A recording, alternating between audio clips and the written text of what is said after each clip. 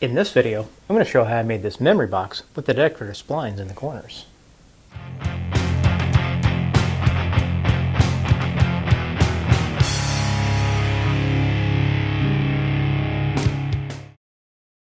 We have some friends who recently experienced a tragedy in their lives, so I wanted to do something nice for them in making this memory box. I'll go into the details of what that was, but with that said, let's get to building. So I'm going to start by going to my lumber rack and digging through and finding the pieces of wood that I want to use for this project.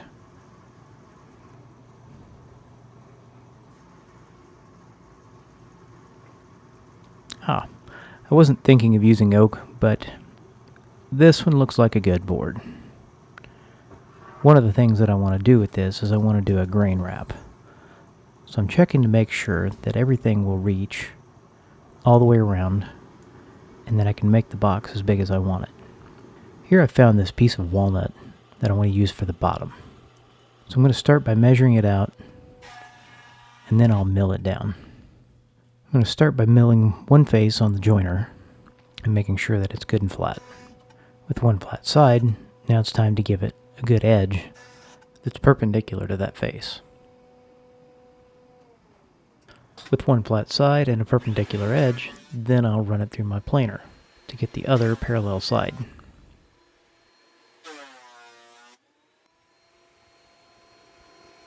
With it at the right thickness, then I'll take it over to my table saw and then I will cut it to width, giving me the other straight edge. And now I'll throw it on my crosscut sled where I can cut it to length. With the bottom the right size, now I can start laying out how I'm going to cut the rest of the box. Checking to see how I want to work around these knots and how I want to make the grain look. But before I do that, I'm going to run it through the planer to get it down to my 3/4 inch thickness. Now with it going through the planer, getting it to the right size, then I'll rip it to width on the table saw.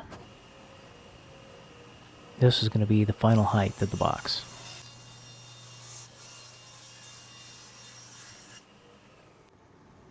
I'm rotating the bottom around the perimeter to mark out where I need to cut to get this grain wrap on this box.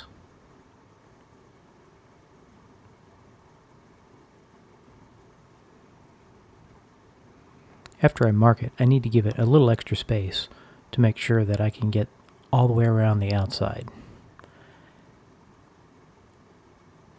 And then I'm pencil marking the inside so I'll know which way's out and which way's in.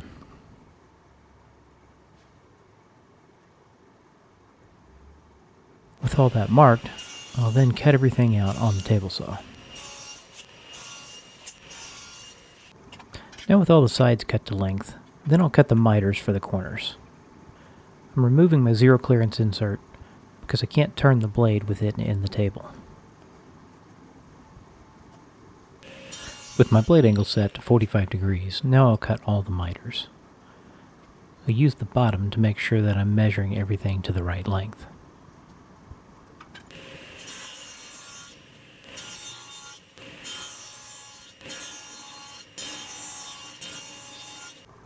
Now it's time to see how everything fits together. Here I'm using my 1-2-3 block as a square to make sure that I've got tight miters. Before I glue everything together, I want to go through and I want to sand all the pieces. I'm not going to be able to fit a sander in here once everything's all put together. I'll sand all the way through the grits using 80, 120, 180, and 220 to make sure everything is nice and smooth. The last thing I'm going to do before I glue everything together is I'm going to tape the corners. That way if I get any squeeze out from the glue, that I can easily remove it. It's really hard to get into these corners once everything's all glued together.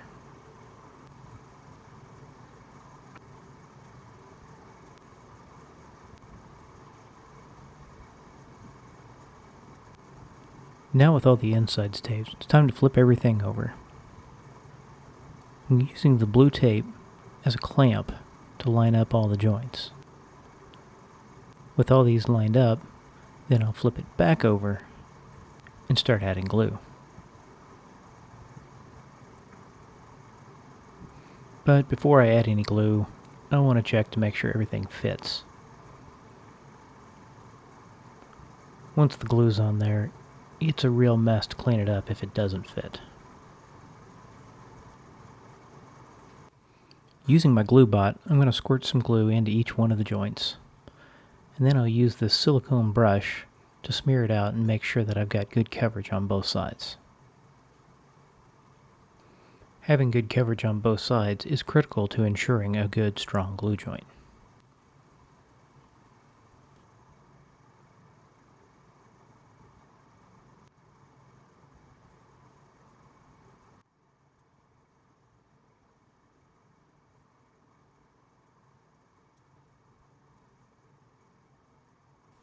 To satisfy my own neuroses, I'm going to go ahead and add some clamps just because, I don't know, I just don't feel like leaving this up just to the tape.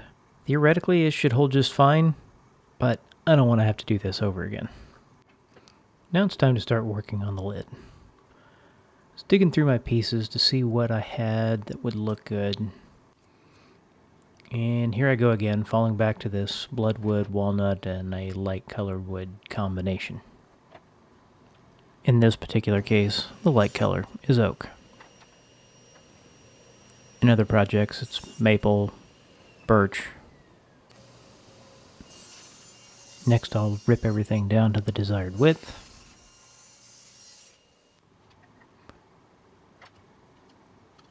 Then I'll check to see how it looks. Run my bloodwood through the joiner to get a good face. Then get a good edge. Check it for square. Get it parallel.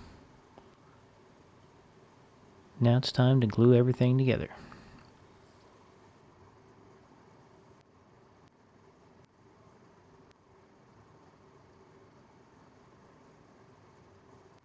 Now I'll throw some clamps on it while I wait for the glue to dry.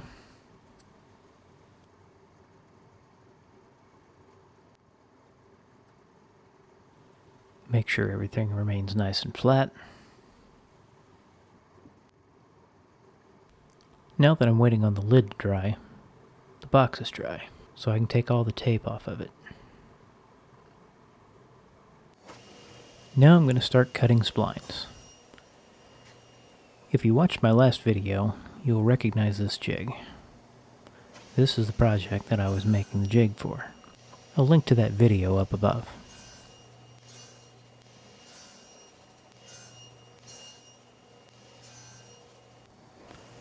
Here I'm ripping an 1/8 inch strip of bloodwood to use for the splines on the box.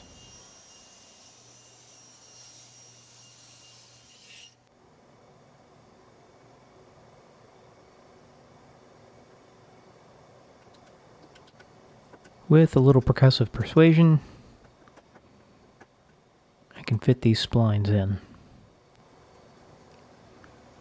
Now, using my Japanese flush cut saw, I'll cut these off pretty close, not allowing the tooth set to scratch the side of the box.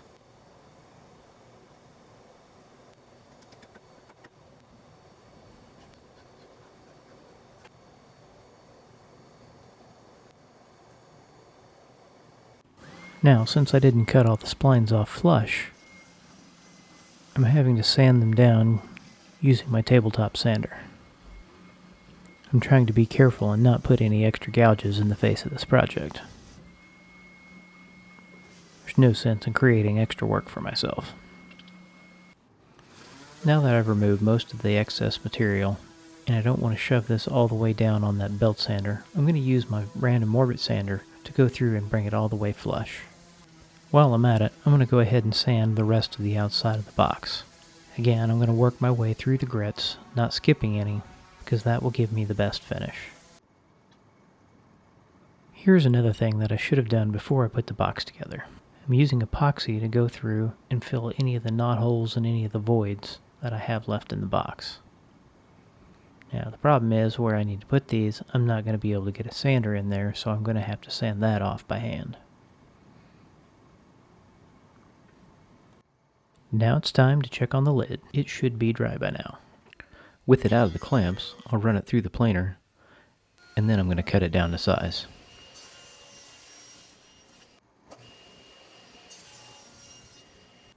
After running the board through the planer, I came across a gap in between the bloodwood and the oak.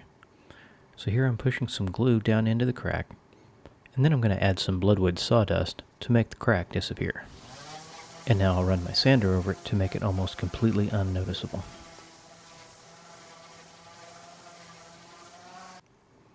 Here I've found some checking in this piece of walnut, so I'm going to do the same procedure that I did for that bloodwood gap. A little bit of glue. I didn't have any walnut sawdust readily available, so I went ahead and made some on my belt sander. Trying to catch as much in the glue doing it this way, but then I'll just take and slide the rest into the gap.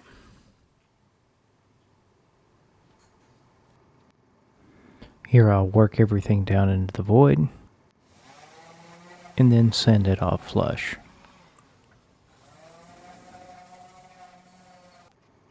Now I'm going to start working on the handle. I'm going to cut down this piece of oak to use as the base, making two pieces that will stretch across the oak strips in the lid. I'll use this piece of walnut as the actual handle. But first I need to shape it. So I'm going to start by taking my angle gauge and laying out how I want the handle to look. I'll make a few marks, change the angle, make the other marks, and then take it to my sander and start shaping it. I don't have an actual measurement for this handle, so I'm just going to sand a little bit and check it, and then keep working it around until it feels good as a handle. And then I'll use some hand sandpaper, well, a sanding disc as hand sandpaper, to go through and do that final shaping, get it down to the right fit. Here I'm laying out the pieces for my handle to make sure that everything has a good fit, making sure everything is nice and square. And now I'll tape everything off to make sure I don't get glue in places where I don't want it to be, because getting glue out of those places is a real pain.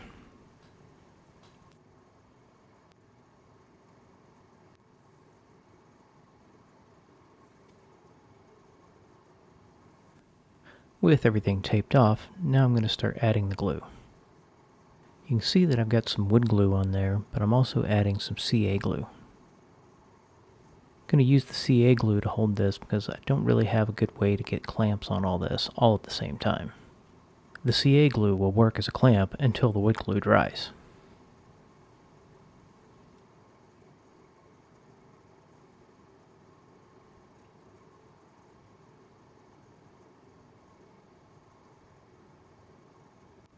I did end up with a little bit of squeeze out, so I'm using a drinking straw to go through and scrape out the remaining glue. That way I don't have to try and get it out later. Now I'm going to start milling down a piece to go on the bottom side of the lid to hold the lid in place. Run it through the joiner, and then the planer. Then I'll cut it down to the final size on the table saw.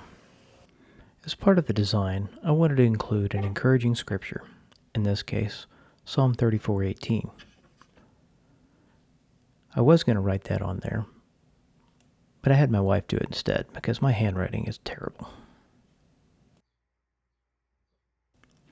And now I'll measure everything out so I can get it centered. Tape it off so I don't get glue all over the place. Here I've clamped a board to use as an edge guide, and then I'll smear out my glue, and then everything should line up until I can get the clamps on this.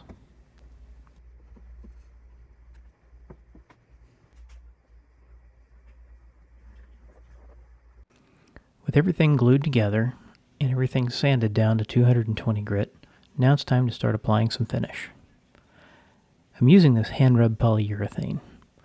I really like this stuff because cleanup is a breeze.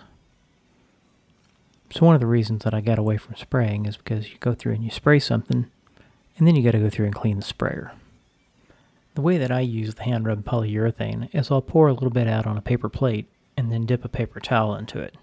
Then I can go through and wipe everything down, get good coverage on everything, And then once I'm done, I can throw the paper towel away. I can reuse my paper plate on the next coat of finish. That way I'm not contaminating my polyurethane container. Between each coat, I will sand each surface with 600 grit sandpaper. Once everything is sanded, then I'll use a tack cloth to go through and remove any of the dust.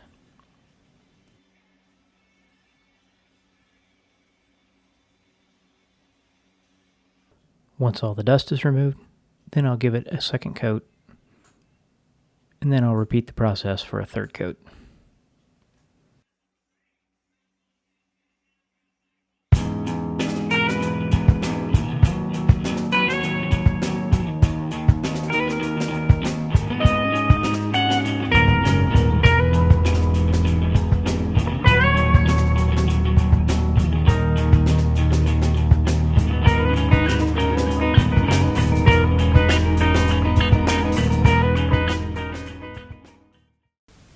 Hugo and Marbell, we love you, we're thinking of you, we're praying for you.